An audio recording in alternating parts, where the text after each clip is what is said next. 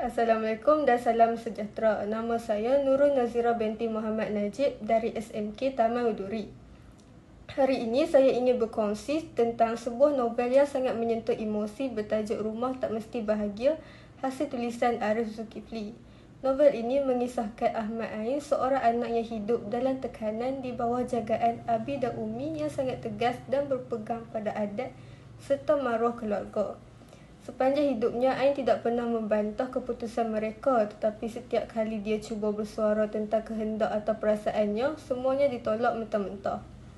Apa yang lebih menyayat hati, Ain menyimpan satu rahsia besar yang langsung tidak diketahui oleh ibu bapanya. Dia rasa dirinya jijik dan penuh dosa sehingga tidak berani menceritakannya kepada sesiapa. Apatah lagi kepada Abi dan Umi yang sangat dikenali sebagai orang baik dan terhormat.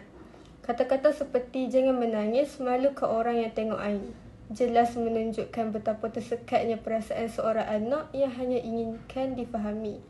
Namun segalanya mula berubah apabila Ain dihantar bekerja di sebuah pusat jagaan orang tua, Laman Harmoni. Di situ dia bertemu dengan Pak Yazid, seorang lelaki tua yang kasar, suka marah dan kelihatan seperti tiada siapa yang peduli padanya.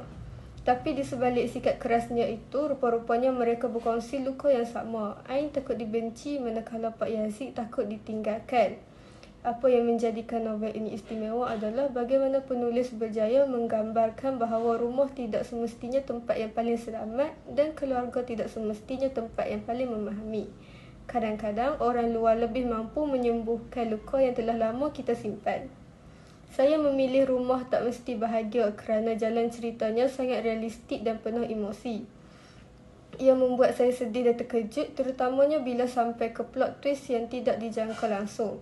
Kisah ini juga membuka mata saya bahawa tidak semua orang yang senyum itu bahagia dan tidak semua keluarga itu sempurna. Novel ini bukan sekadar kisah Ain dan Pak Yazid, tetapi kisah ramai antara kita yang mungkin sedang mencari erti rumah yang sebenar. Sekian, terima kasih.